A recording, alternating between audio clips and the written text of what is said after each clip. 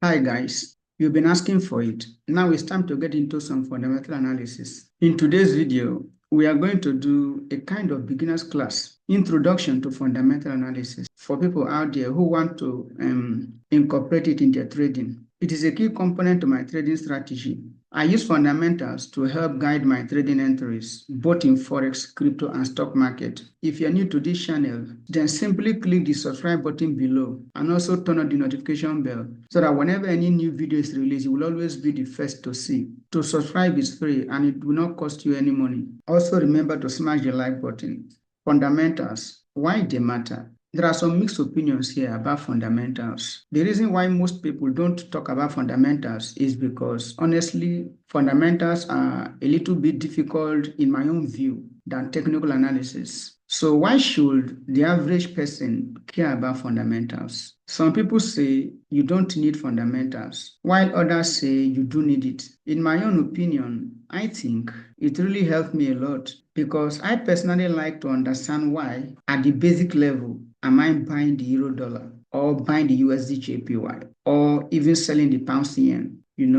Why am I buying or why am I selling the currency? Understanding the economy we are working with, and so trying to get an idea whether the economy is healthy or not can be a huge help in guiding the buy and sell decisions that you take as a trader. Fundamentals also help traders make an informed decision concerning their entry bias. Fundamentals are truly what drives a market value. If a country's economy is doing well, it will positively impact on their currency. But if a country's economy is doing poorly, it will also negatively impact on their currency. Fundamental trends can last from minutes to years. So if you get a news released, obviously that can have a lot of impact in the short term or in the long term. For me, fundamentals help me pick trading direction, while technicals helps me for entries and exit. More often than not, before I will take any entry, I will first monitor the outcome of the fundamentals because it will help me to know the market direction before using technical analysis to take my entry or exit. There are three pillars of fundamentals. The first pillar is economic data. Economic data are the country's macroeconomic indicators like unemployment rate, interest rate, GDP, NFP, retail sales, and others. And the second pillar are central bank policies. Central bank policies are things like the Federal Reserve in the United States, ECB in Europe. They have monetary agendas or policies that they can put in place to try strengthening or, in some cases, weakening their own currency. I know it may sound strange, but sometimes some central banks actually like to weaken their own currency on purpose based on what they want to achieve. We are going to see why is that and how will it affect the currency in this video. Still under the central bank policies, we have two main policies. We have the expansionary policies and also the contractionary policies. Expansionary policy is a strategy used by central banks to stimulate economic growth, probably during period of economic slowdown or after a period of recession. They do this by lowering interest rates and also by printing too much money, thereby increasing excess money circulation. The aim is to encourage spending and borrowing by companies, individuals, and even banks, just to gradually grow or stimulate the economy. Why contractionary policy is used whenever an economy is growing at a very rapid pace, when there is excess money circulation due to low interest rate, and probably because the central bank is printing too much money. In most cases, you will find out that prices of goods and services will be on the high side because more money will be chasing fewer goods. And this will, in turn, lead to currency devaluation because the currency will be weak. So contractionary policy is a strategy by the central banks to tighten monetary policies by raising interest rates and reducing, the supply of money in a fast-growing economy just to control high rate of inflation and to keep the economy in check. The last pillar of fundamental is geopolitical events. Geopolitical events are wars, pandemics, trade wars, Brexit, and etc. Now, we all probably know this.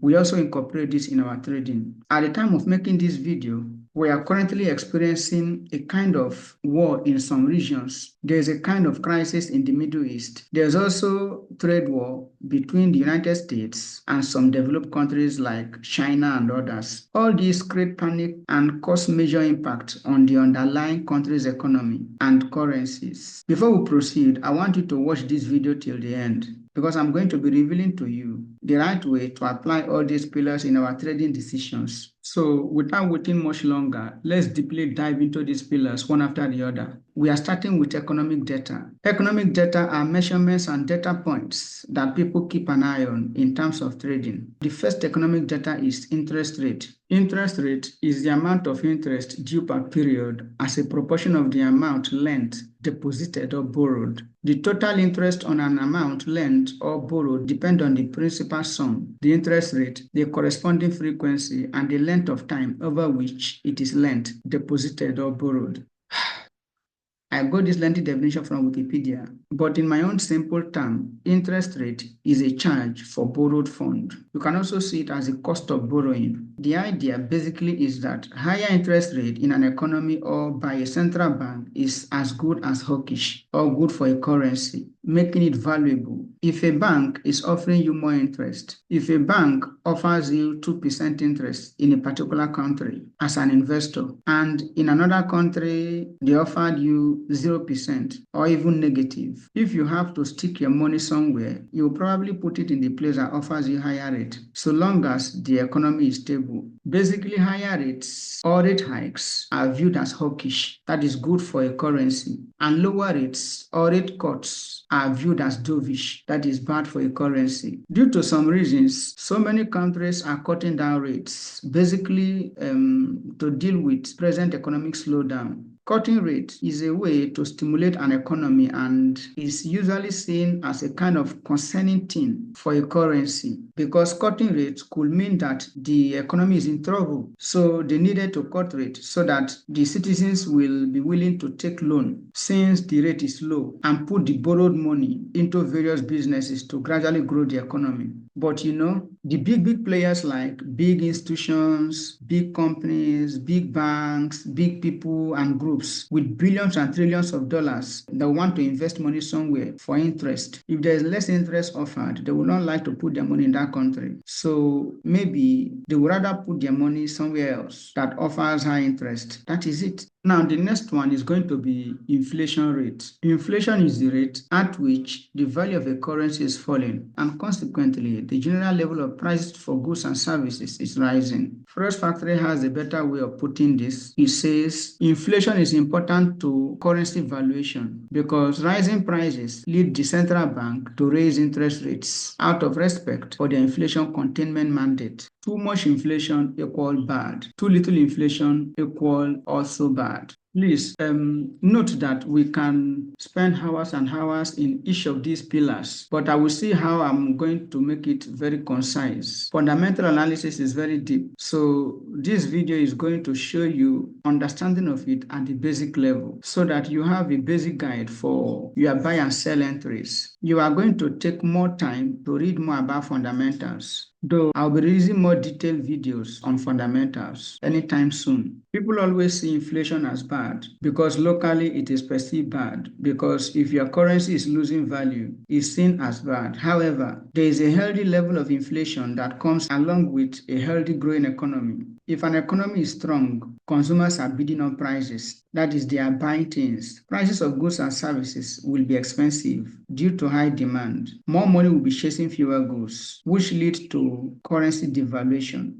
So I should say that inflation is important for currency valuation because rising prices lead the central bank to raise interest rate. So back to what I said earlier about interest rate. Remember that hiking interest rate is good for a currency. It is considered bullish or hawkish for the currency. And low interest rate is bad for a currency. It is considered dovish or bearish for a currency. Too much inflation is also bad because it really hurts citizens because it reduces the value of their money. But too little inflation is also bad. If there is too little inflation, that is deflation. That means people are not really spending their money. Consumers' demand is low. That will be bad for GDP. That will be bad for growth. That will also be bad for employment. So deflation, not also good. This visual helps me a lot to understand this concept because I'm a visual learner. So most times when I see something like this, it usually helps me to understand fast. We have inflation at the vertical axis, while we have interest rate at the horizontal axis. All these things are reported by central banks. A common way to measure inflation is CPI. Actually, there will be a detailed video on CPI next week. The best way to trace CPI and all of that will be explained in that video. CPI is the actual way to calculate inflation in the US, Canada, and some other places. But please note that basically interest rate is what we really care about. Interest rate going higher, there is hiking interest rate is generally a good thing for a currency because it attracts more buyers. And when the cut rate is viewed as not too good for a currency because people are going to be less interested in owning that currency or buying into that economy because there is less yield. If you look at this chart, you will see inflation rose to 4%. And that is because the economy was growing at a rapid pace and also because central bank was printing too much money, and for that reason the value of money started decreasing quickly due to too much increase in prices of goods and services. Okay, when inflation was 4%, there was a hike in interest rate of 4%. So inflation dropped to 3%, there was a cut in interest rate to 3%.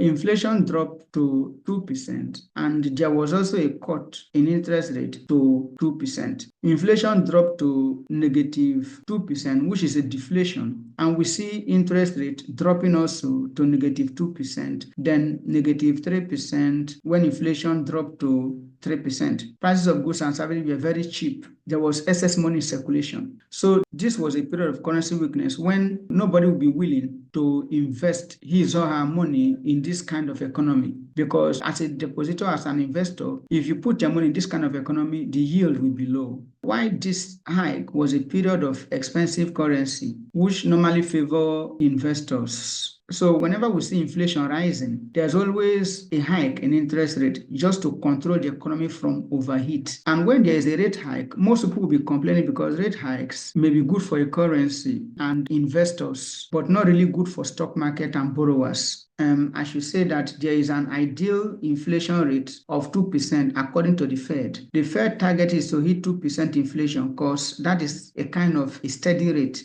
I am just trying my best to explain it in a way that I can. I may not really be explaining it the way you want it, and I apologize for that. The next one is GDP. GDP is gross domestic product. It's a monetary measure of the market value of all the finished goods and services produced within a country's border within a specific period of time.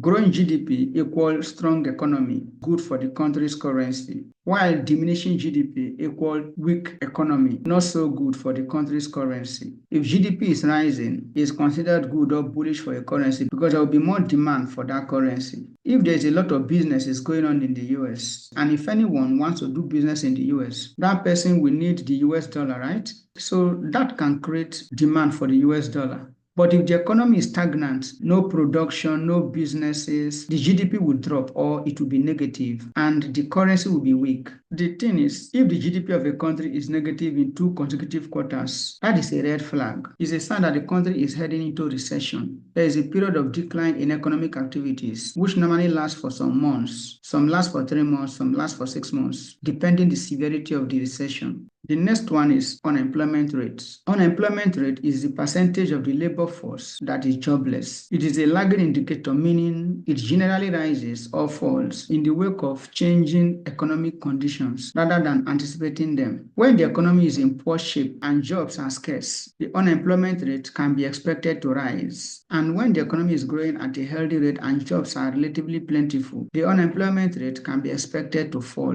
We have a whole lot of definitions of unemployment that you can read. The thing is, more jobs equal good economy, which is good for the currency, and less jobs equal poor economy, which is bad for the currency. So if there is rising jobs, that means the economy is growing, and this will positively impact on the strength of the currency. The currency will be bullish, but if there is an increase in unemployment rate, then the economy is not showing active growth in terms of employment. This will negatively impact on the country's currency. The currency will be weak. The next one is retail sales. Retail sales is an important macroeconomic metric used in tracking consumers' demand for finished goods. Basically, retail sales measures consumer spending and economic growth. More retail sales equal good for economy and strengthens country's currency. And the decrease in retail sales equal bad for economy and weakens country's currency. The last one we are going to talk about is NFP. NFP is non-farm payrolls. Non-farm payroll is all about monthly employment in the US. It is the total number of jobs added in the US economy in a month, apart from farm workers, private households, non-profit making employees, sole proprietorships, and military service members. This non-farm employment change is a data that is always released only in the US once in a month, precisely every first Friday of every month. The news mainly affect the USD pairs, and it is always a very high volatile news that people make so much money from it. But trust me, if you don't trade it the way you're supposed to trade, you can also lose a whole lot of money that same day. This NFP is used to track how healthy or bad the US economy is performing in terms of employment. So basically, if actual is greater than forecast, equal strong economy, good for the US dollar. And if actual is less than forecast, equal weak economy, not too good for US dollar. So having known all this, how then do we apply all these things in our trading decisions? The simple way to apply all this in our trading decisions is by the use of economic calendar. You know, we have different websites that we can read the economic calendar.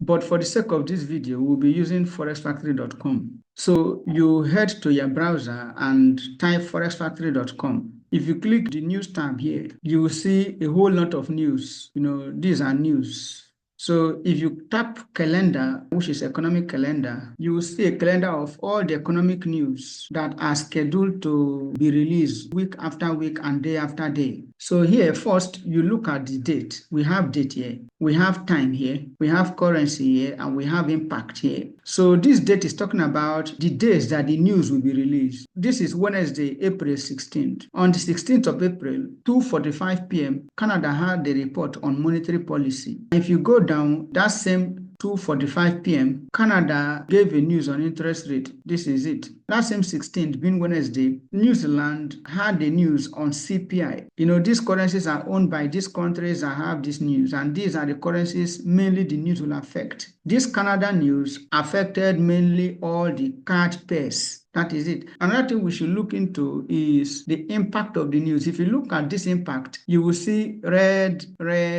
yellow. We also have another color, which is orange. Whenever you see red color, it's telling us that that news that will be released will be a high impact news. The level of impact that it will have on the market will be very high. Meaning this overnight rate, the level of impact it had on the market was very high because this is talking about interest rate. This is a report, monetary policy. The impact that it had on the market was high. That is why it's red. So all these red are always high impact news. Meanwhile, any news you see in yellow color as impact, the level of impact will be low. Anywhere you see orange color as an impact, it means that the impact that the news will have on the market will be medium impact. It will not be high, it will not be low, it will be at the middle. That is it. So when we look at here, we will have previous, forecast, and actual.